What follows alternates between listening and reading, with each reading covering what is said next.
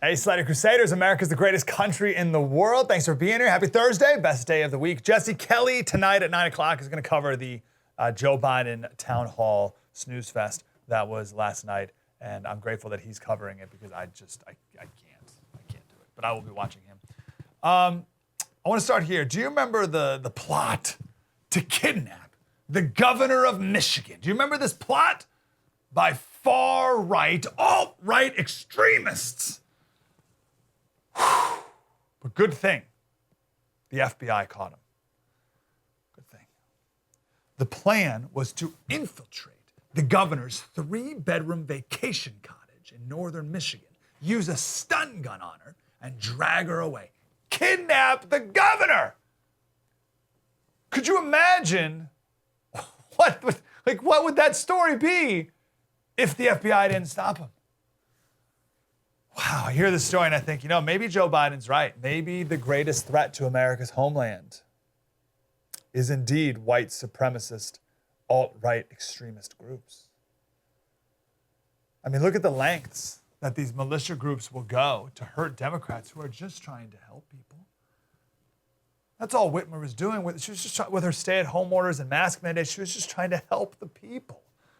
And look at what these domestic terrorists were trying to do. Good thing the FBI was listening the whole time to this plot. They were on it. There was an Iraq war vet who was an FBI informant working with the FBI, infiltrated the group for 6 months. He was wearing a wire. Thank goodness. He wasn't the only one, actually. There was a biker who traveled from Wisconsin to join the group. He was also an FBI informant.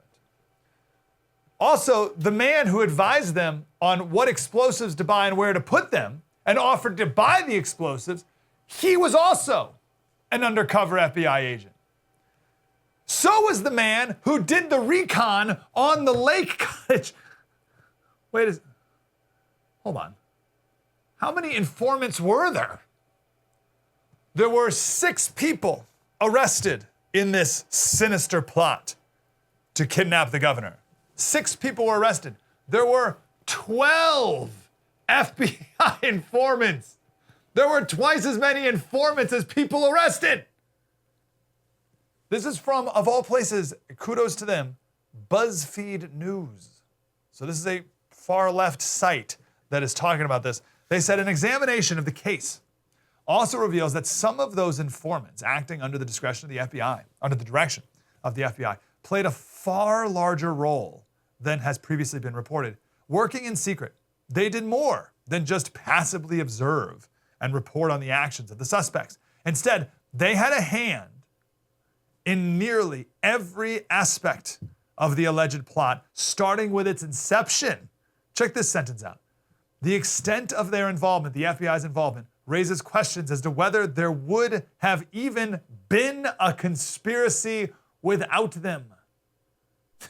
Would there have even been a plot to kidnap the governor if the FBI wasn't leading it? That's called entrapment. Can't do that. And the FBI has a long history of this. And in Michigan, even a couple years ago, there was some apocalyptic Christian group in Michigan, and they were prosecuted for plotting to murder police officers.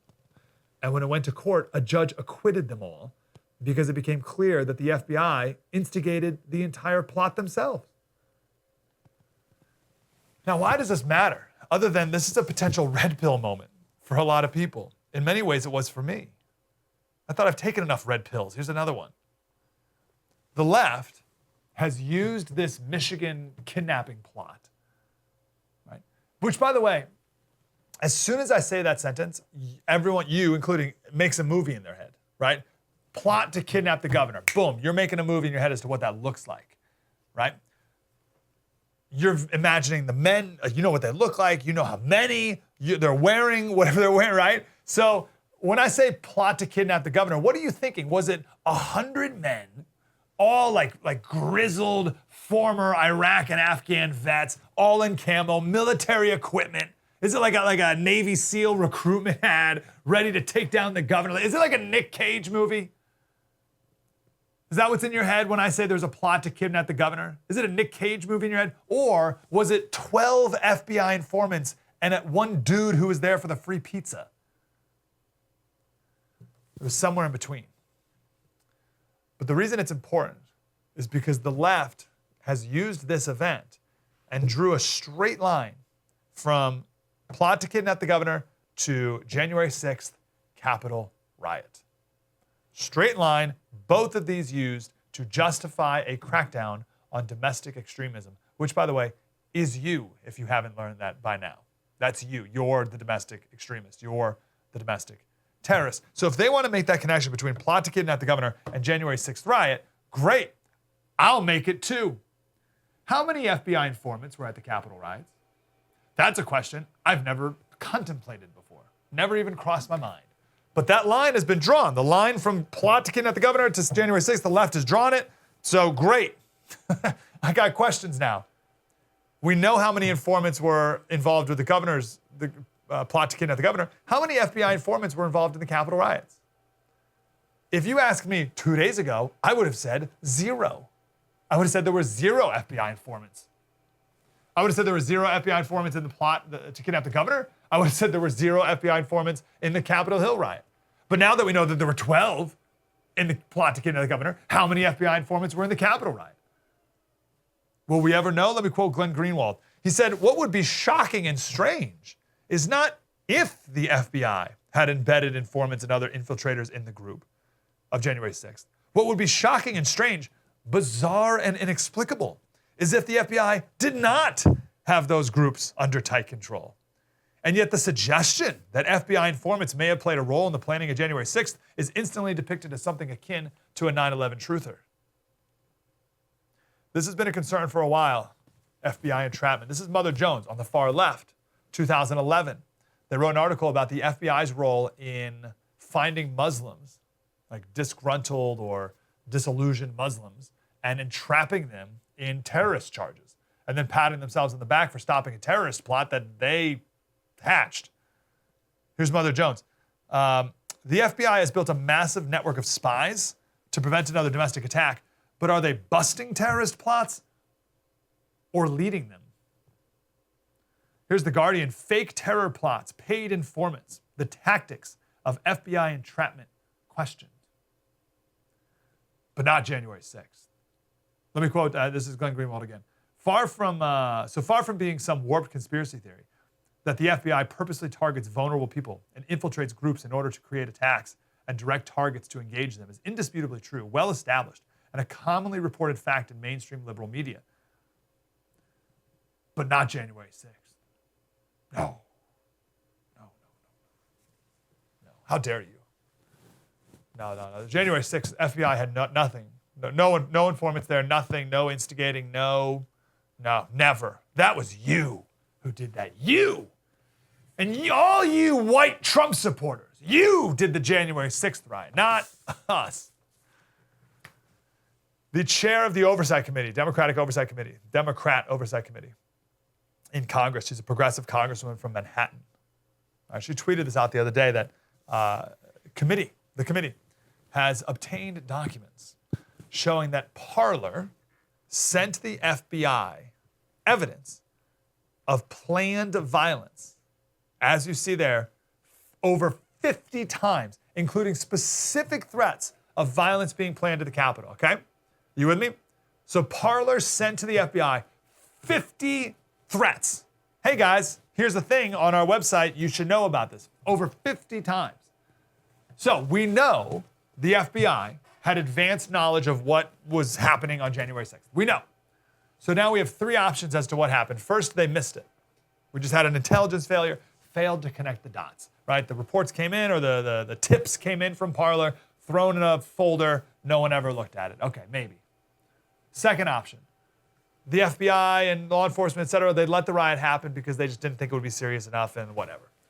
Or, Greenwald, could it be that they were using those operatives under their control, the FBI, to plot with, direct, and drive the attack, as they've done many times in the past, and allowed it to happen out of either negligence or intent?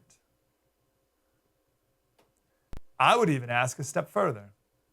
Of those, let's call them 50 threats that Parler sent to the FBI, how many of those threats was the FBI? Are you with me? How many of the, like, if Parler's like, hey, FBI, you're not going to believe this guy, what he wrote on Parler about, what they're going to do on January 6th. You should really look into this. And they hand it to the FBI, and the FBI looks at it and says, oh yeah, it's one of our guys. We're just going to go ahead and ignore that. I don't know. I'll give you the latest on January 6th. Paul Hodgkins, 38-year-old from Florida. He's the first person from January 6th sentenced with a felony. First person. It's been 7 months. 8 months in prison. 8 months in prison. I want to read this.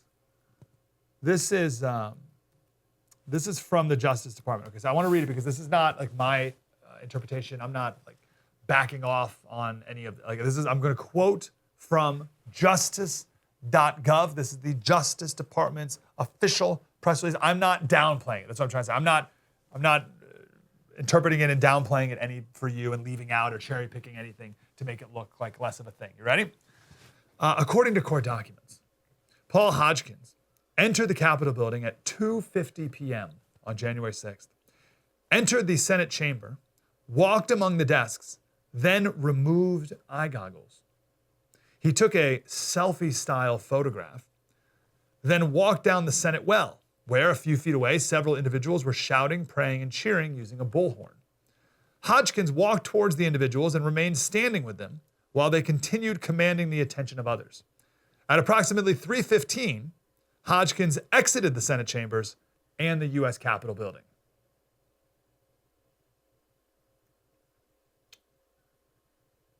Eight months.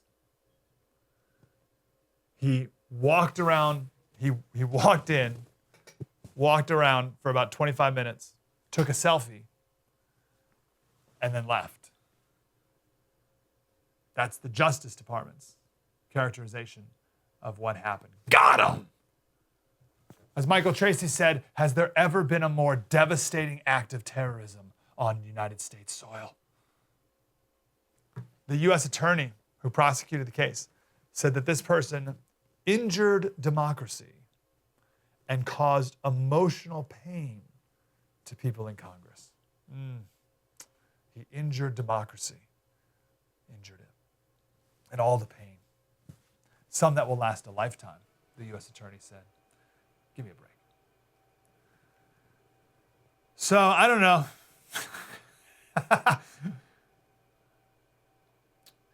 I don't know how big of a red pill that is for you.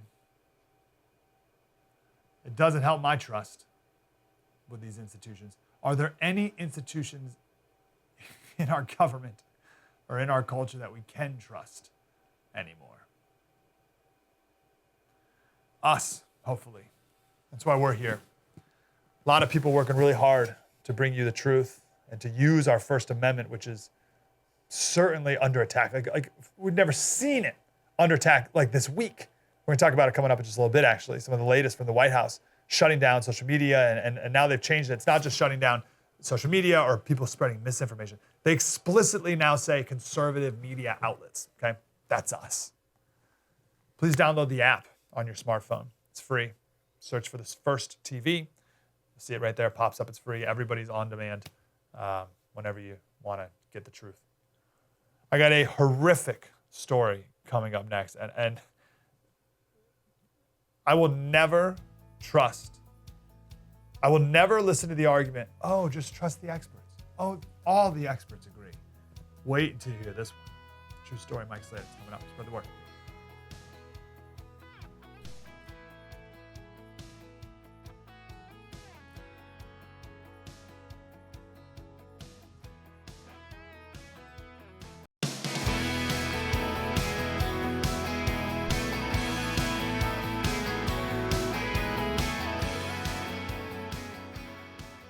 Hey, Slater Crusaders, are you ready for one of the most horrific stories you've ever heard in your entire life? And the reason I want to share it is because the argument, oh, all the experts agree means nothing to me. It means absolutely nothing.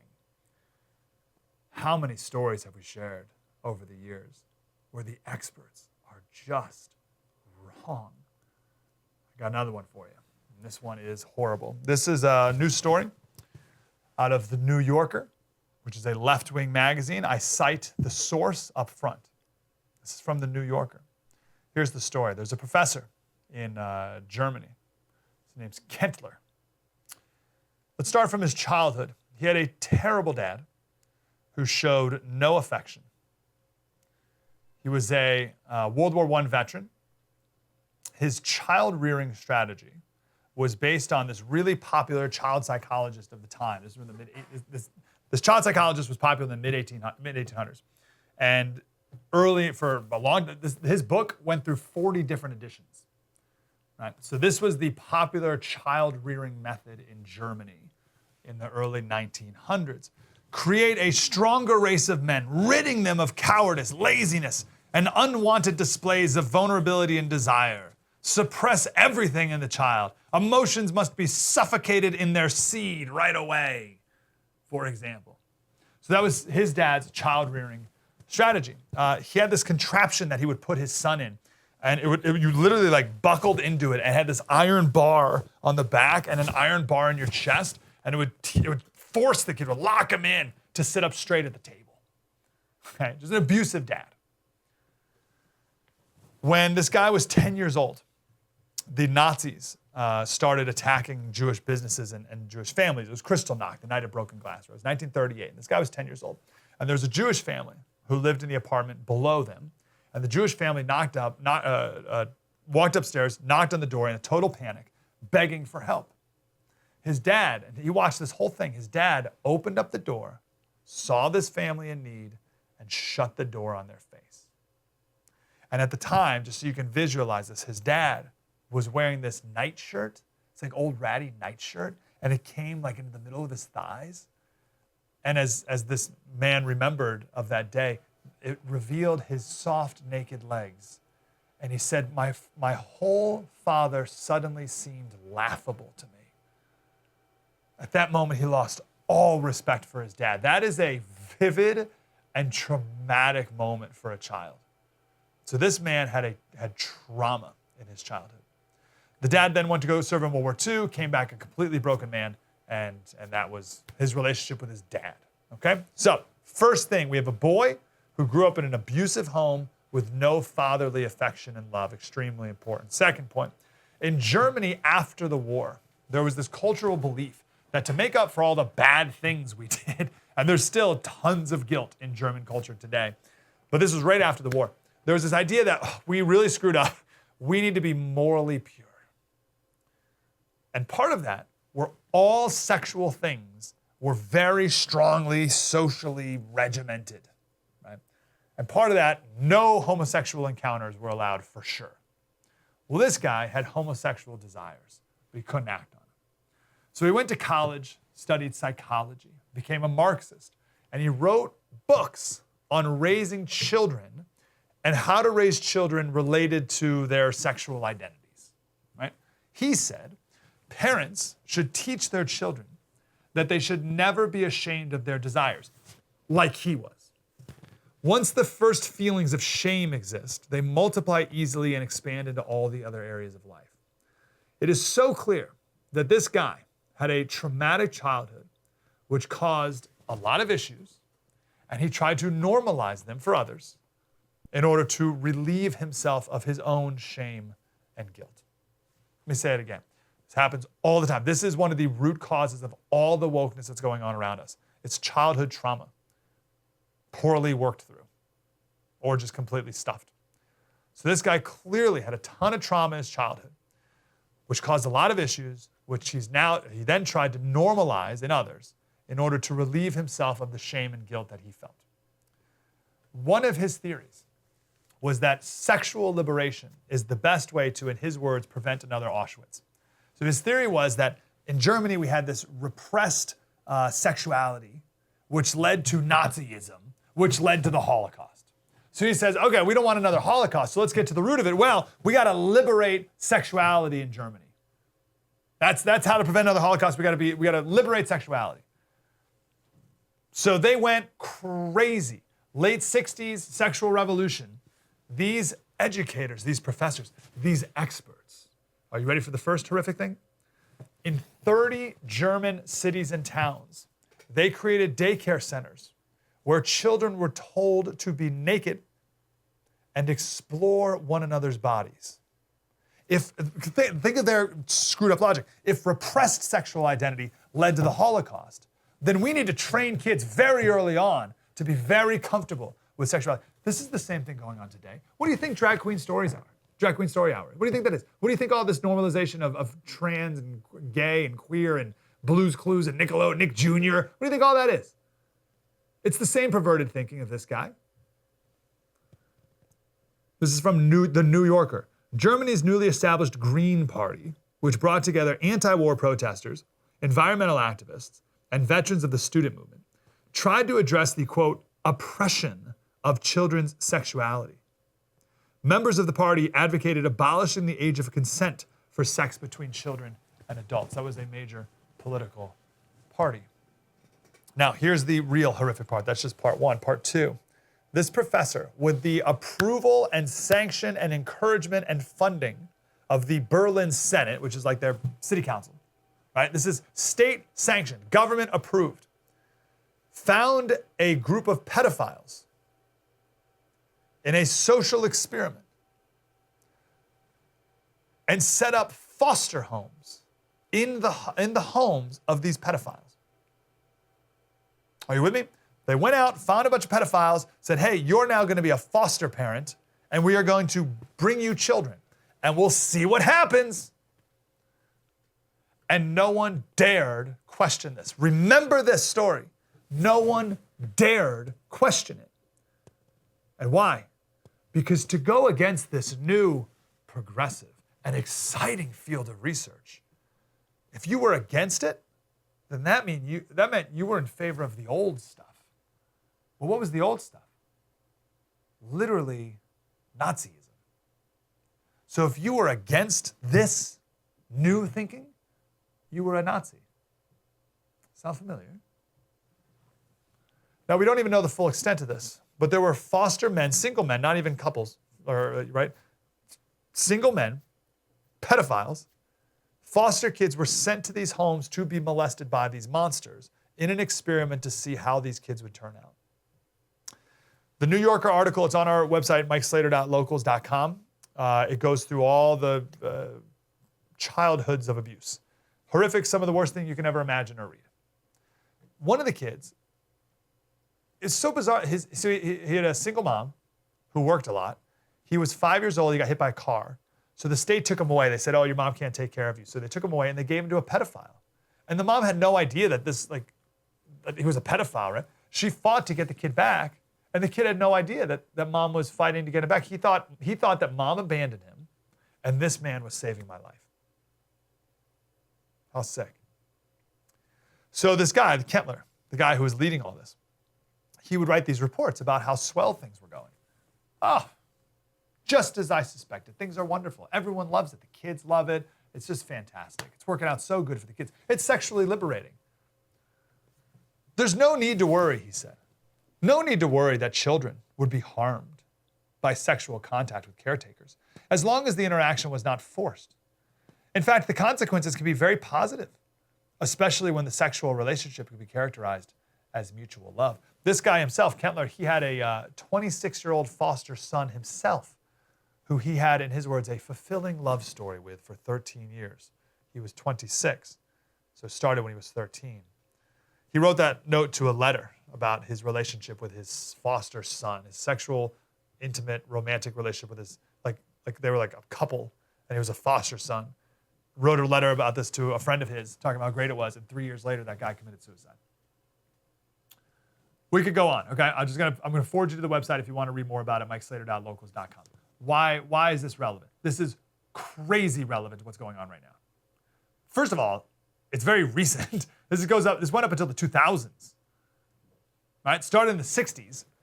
I know I started the story in the 1850s, right? So, and I kind of moved forward through it all. It started in the 60s, this experiment, but it was going on until recently. Maybe it still is to some extent. But here are the 4 points. First, this was all government approved. So I don't want to hear another person talking about, oh, the government, they're looking out for the people. What are you against Joe Biden? He cares about people. Yeah, this was government approved too. Second, it was sanctioned by the experts. Oh, the experts. These were the most highly credentialed experts in their field. Are you going to speak against this psychology expert, this education expert? Who are you? Third point, it was all so progressive. So progressive. And whatever's newer is better, right? You're going to go against progress? Wow. Which brings us to the fourth point, because if you disagree with progress, then back then you were called a Nazi, literally, like quite literally. Like if you're against the new, then you're a Nazi. And so are you. Government sanctioned. All the experts agree. It's so progressive. You're a Nazi. And fifth, it was all critical theory. Right? Remember, it's critical blank theory. Critical race theory, critical gender theory, it's all critical theory. Here's the old way of doing things. Let's do the exact opposite of it. But just like critical theory, just like wokeness in America, what is it really? It was really based off someone's own unaddressed childhood trauma, which is what all of this comes from in all of these woke people still today. And we're seeing all these same justifications for things today. So when the government says that we can just use vaccines, we can use a million different things, we'll use vaccines. When the government comes in and says, hey, vaccines are great, you gotta get one. No. What do you mean? It's all government approved. No. Oh, but come on, all the experts say it's great. Yeah, no. Slater, come on, it's new and cutting edge technology. Yeah, none of those arguments are gonna work for me. Right? None of that is convincing.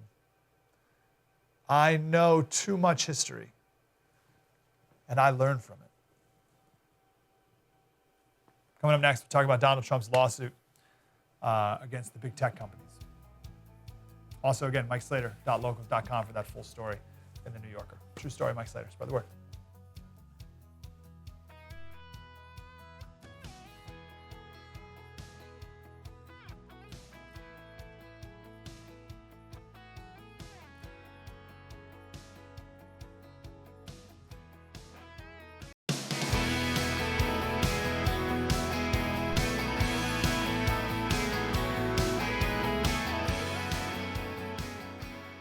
Hey, Slater Crusaders, there has not been a concerted attack on your First Amendment rights out of the White House in a long time, since like what we've seen just this week.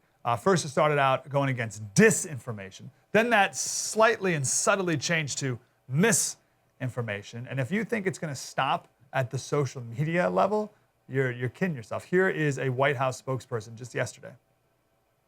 It is also the responsibility of the people creating the content. And again, I would go back to, there are conservative news outlets who are creating irresponsible content that's sharing misinformation about the virus that's getting shared on these platforms. Yeah, that's us, by the way. Just so you know that. And by us, they're talking about you. Katie Sullivan is here. She's from the American First Policy Institute and the executive director of the Constitutional Litigation Partnership about Donald Trump's lawsuit against the big tech companies. Katie, how are you today? Hi, Mike. Thanks so much for having me on.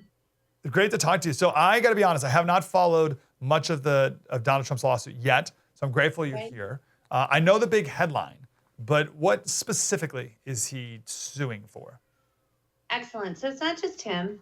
He is, in very typical fashion, as the president of the people, he is actually the lead class representative in 3 separate lawsuits, one against Facebook and Mark Zuckerberg, one against Twitter and Jack Dorsey, and the other against YouTube and Sundar Pichai.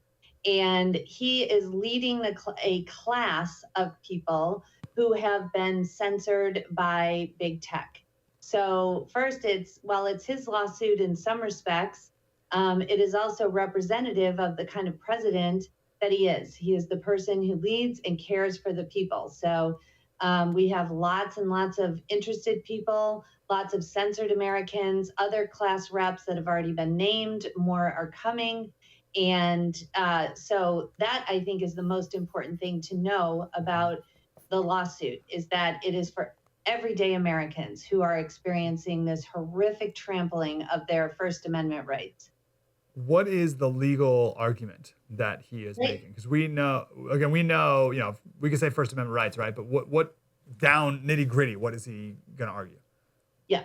So that's the thing, right? The most recent Supreme Court case was in 2019, in which this court, in large part, without Amy Coney Barrett, had decided, but it wasn't close, that that social media, in that case it was a cable company, had a 230 immunity and were not subject. They were private actors. And so that has been the debate. It has been litigated multiple times.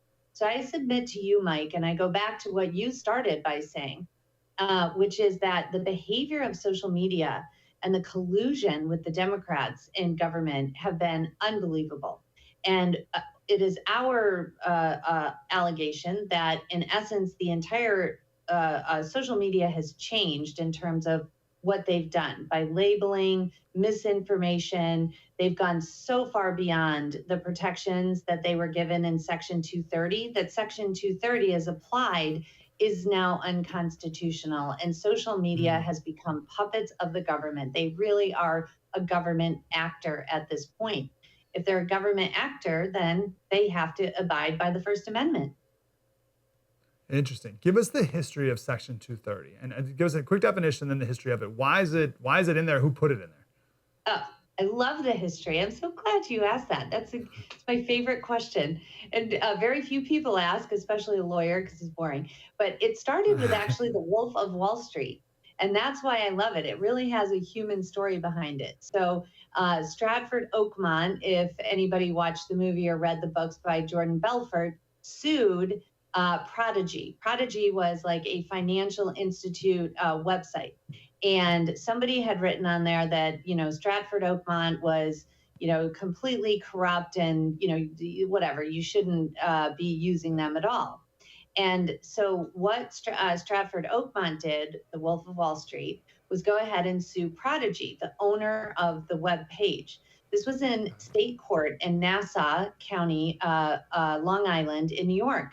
And the Supreme Court judge, which is the trial level, decided in Stratford Oakmont's favor. And they said that's absolutely right. A year later, the Senate and Congress were looking to update the Communication Decency Act, and they were just looking to do a basic update. And someone said, we should do something about this case in New York. Do we really want the internet to be responsible? Don't we want this as a flourishing new enterprise? And we want it to be able to grow. And if people are concerned about third-party content and they're going to be responsible for third-party content, we should give them some protection. So they gave this 230 immunity. And that was Congress's direct overturning, if you will, of the state trial court judge's opinion in 1995. So in 1996, Congress grants the immunity, in essence, reverses that decision and says that they are private actors. They are not responsible for third-party content. However, they do give them the right to take down lewd and lascivious, that is child exploitation type of material, as well as other extremely violent materials. So they're given some editorial rights. And it is our argument that they have gone so far beyond that. As a matter of fact, child exploitation is burgeoning, if you will, on not even doing that. Right, and Twitter. So that's super interesting, by the way. But I like that premise. So like whoever came forward with the Section 230 intention, I think I would agree with that, right? It's like, oh, we do want this to be a free, open place. So is the conservative position that Section 230 is good, but that the social media companies, they shouldn't be subject to it? Is that the stance? We've seen other places in the law and government and policy, Mike, that have just grown so far beyond what was imagined when it was originally, the original intent. Liberals actually argue this all the time. Maybe not a perfect example, but gay marriage and how some laws, and they say, oh, our society has completely outgrown this law now. Well, in this case, I believe in private enterprise, and I believe, just go build something new or something different. But in this case, because the collusion is so clear, let's go back to that clip that you showed. It's kind of like, who is really getting censored on these social media sites? What happened during COVID? All of it. I just want to remind all of your viewers, the greatest hypocrisy and the thing that just drives me every day is when I think about the fact that during the election, Kamala Harris and Joe Biden both said that they didn't believe in the vaccine because it had been developed under President Trump. So that was a very politically expedient message for them at the time. Now, all of a sudden, they're cramming the vaccine down our throat. And if we don't get it, then, we have just, failed our virtue signaling test of the day. So I just have to say, who are these people to talk about what is misinformation and what isn't? Focus on what Section 230 told you to do. So, bottom line is that, Sorry, I didn't mean to interrupt. We got to run, but what's the timeline? What's the next step? So next step is we're looking at amending the complaint and then looking at the injunctive relief, which would be to put Censored Americans back up on your website. So those are two. When would that happen? Well, the amended complaint, I think you can look forward to very soon. Okay, very good. Katie Sullivan, American First Policy Institute. Thanks, Katie. Appreciate your insight. Thanks, Mike. Thank you so much. Keep us up to date. Coming up next, we'll get a little preview of our special tomorrow about our woke military. And one of the angles of it is about how our military, or our young people in America, are weak. So we'll talk with our next guest coming up about that very unfortunate fact. True story. Mike Slater, spread the word.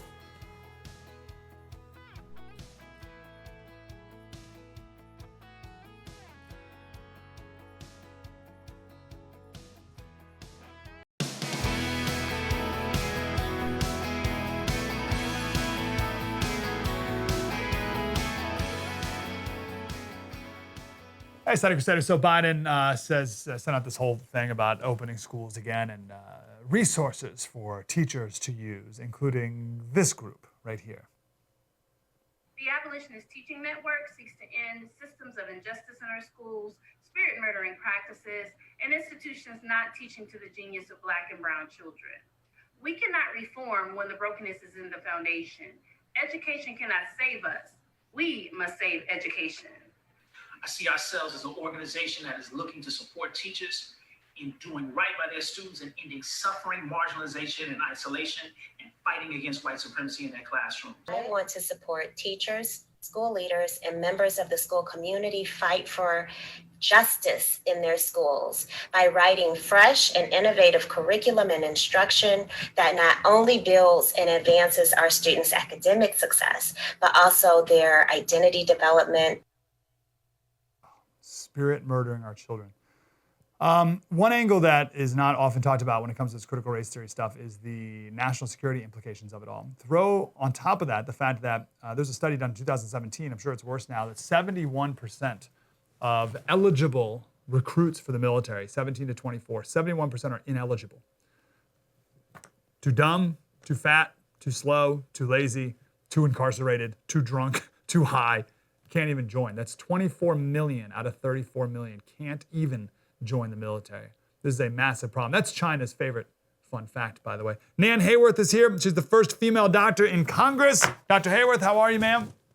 I am privileged to be with you, sir. Thank you. Grateful to talk to you. Let's talk about the fitness part first, if you don't mind. We have the physical aspect of it, and then we have the mental aspect, I suppose, the sloth of our young people today. How is this concerning to you? Well, and I've raised two boys myself, Mike, who are now 30 and 28, and they went through our public school system. My husband and I are both public school products.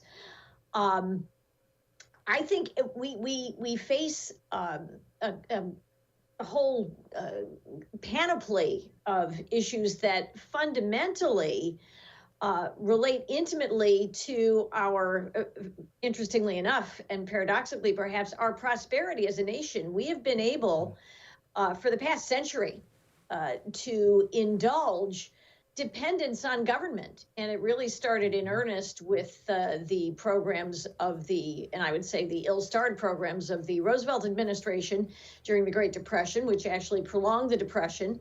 Amity Shlaes has written about that brilliantly. But we, as a nation, because we, became a global hegemon, particularly after World War II, have been able to afford to indulge a lot of dysfunction. And then when you layer on top of that the cultural aspects of, frankly, promotion of Marxism that Mike Gonzalez talks about in The Plot to Change America, ever since that World War II era, ever since the 30s, even before that, Marxists targeted the United States, and the first place they went was schools of education. Teach the teachers to promote these this cultural phenomenon, relying on authority, this authoritarianism, this dependence, this sense of victimhood, balkanization.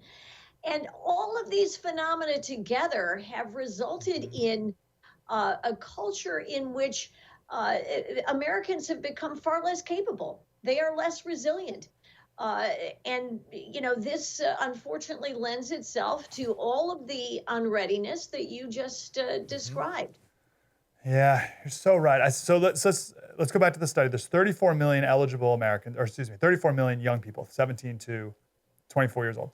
24 ineligible, gone. So at least 10 million. Then you talk about the woke stuff on top of that, where it's like, well, how many of those 10 million hate America and would never join the military, even if we were attacked, right? So would we have this outpouring of patriotism like we saw after 9/11 if something, God forbid, ever happened again, or when it does?